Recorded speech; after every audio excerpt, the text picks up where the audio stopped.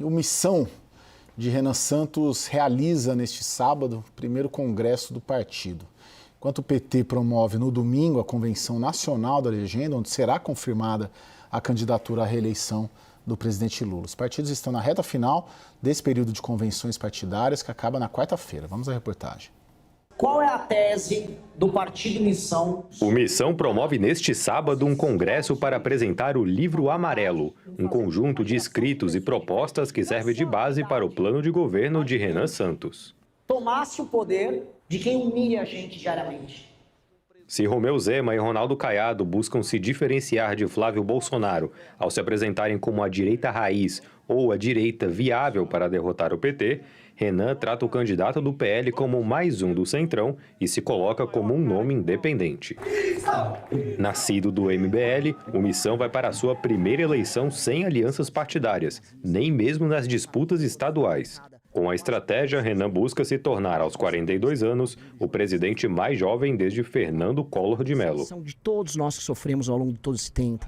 Já no domingo, será a vez de o PT confirmar a candidatura de Lula a um quarto mandato. O ato servirá para marcar a frente de esquerda que vai apoiar o presidente na campanha, formada por PCdoB e PV, partidos que integram uma federação com o PT, além de PSB, PDT e da Federação PSOL-Rede.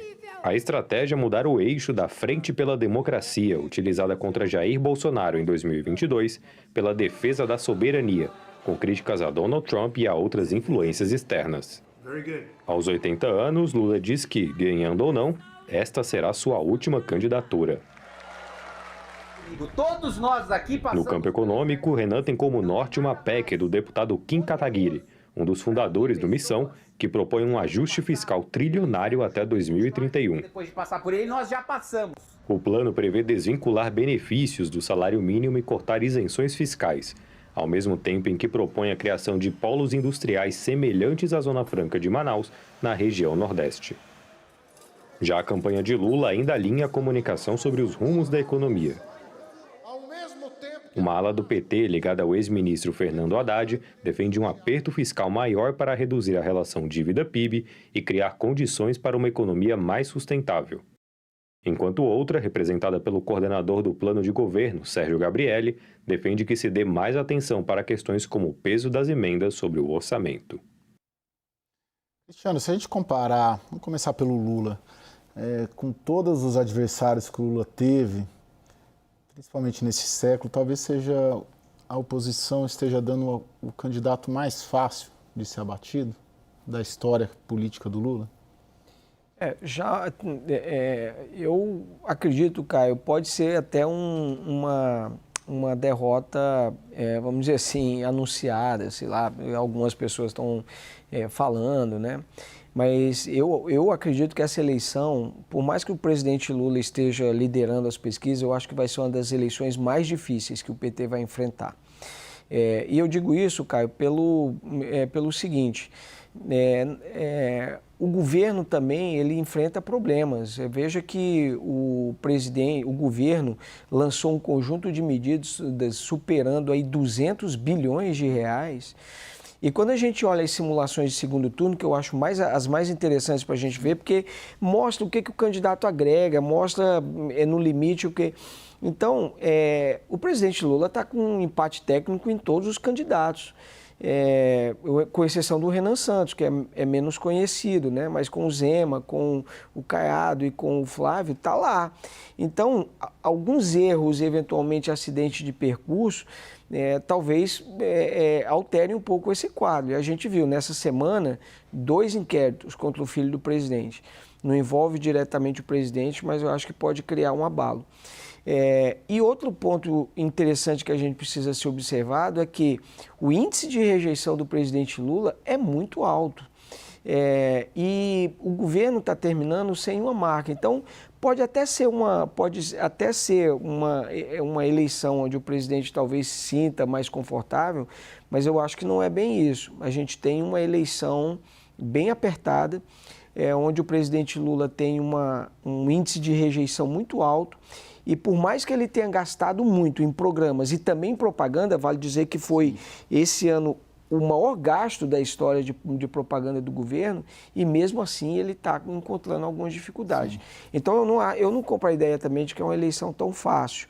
Eu acho que vai ser uma eleição bem difícil. Eu me refiro ao candidato, talvez até mais do que a campanha, porque é um candidato, se a gente comparar com os que o Lula já concorreu, José Serra, Geraldo Alckmin, que o petismo, né, também, Aécio, o próprio Bolsonaro, enquanto presidente da República, né, com a máquina toda na mão, e você pega um senador que tem muitas fragilidades, né, muitas fragilidades de processos, até fragilidades pessoais, porque a gente observa o Flávio, essa semana conversando aí com essas lideranças todas do Centrão, é a primeira vez que o Flávio fez um gesto para uma senadora, talvez a senadora mais importante do Congresso, ou a mulher mais importante, das políticas mais importantes do Brasil.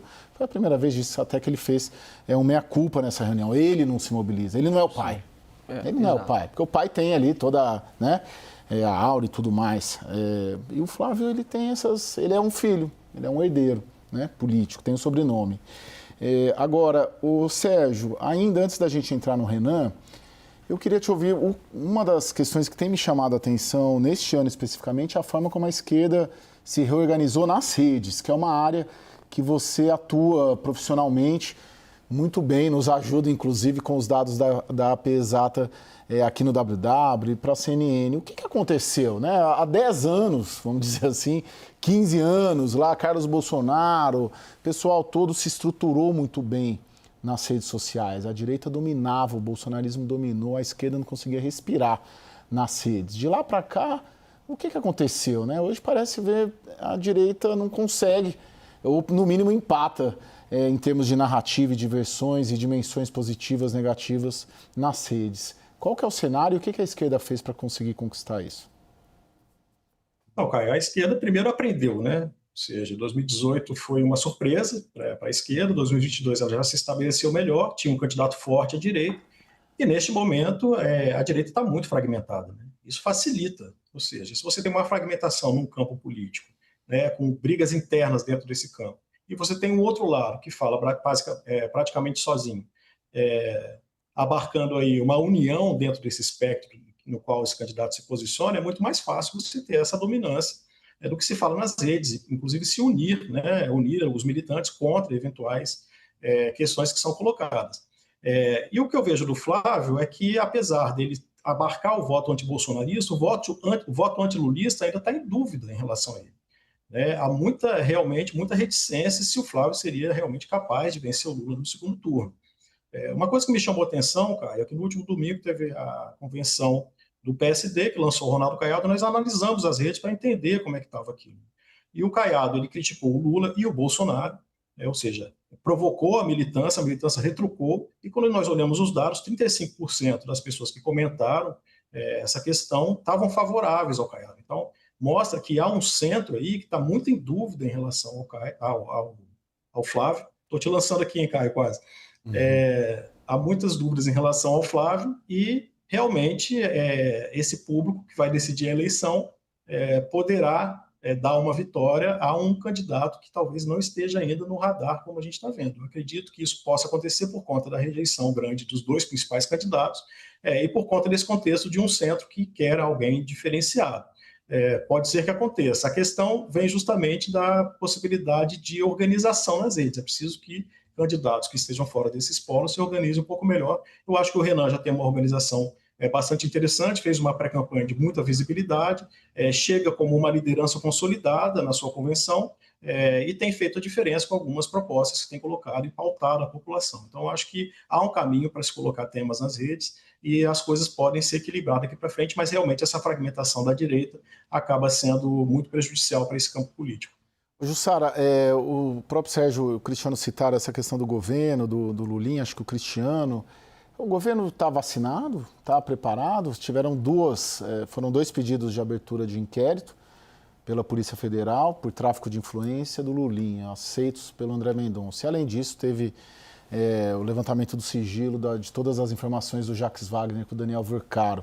O governo teme esse debate, que ele sempre também foi muito alvejado e nunca conseguiu fazer frente aos opositores nesse tema corrupção?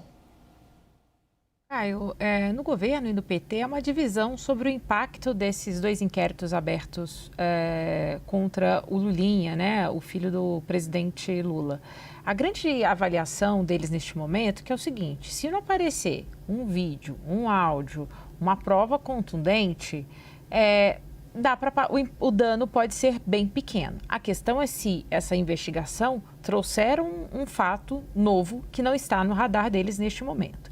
Por outro lado, Caio, o PT e o partido do governo também vê, neste caso, uma oportunidade de buscar uma comparação com o Jair Bolsonaro. O que eles têm dito? Olha, abriram esses dois inquéritos, a pedido da Polícia Federal. Inclusive, alguns até falam assim, olha, o pedido partiu da Polícia Federal e não foi uma decisão só do ministro André Mendonça, do Supremo Tribunal Federal. Então, eles dizem o seguinte: a nossa oportunidade de falar também da independência das instituições, de que o governo Lula devolveu a autonomia dos órgãos de Estado e, portanto, por isso, há investigações abertas contra o filho do presidente Lula. Eles querem usar este argumento para dizer o seguinte: no governo Bolsonaro havia um aparelhamento do Estado, da Polícia Federal, inclusive para poupar Flávio Bolsonaro, hoje candidato, que na época era alvo da investigação do caso da rachadinha lá na Assembleia Legislativa do Rio de Janeiro. Então, eles já se preparam também para tentar emplacar esse discurso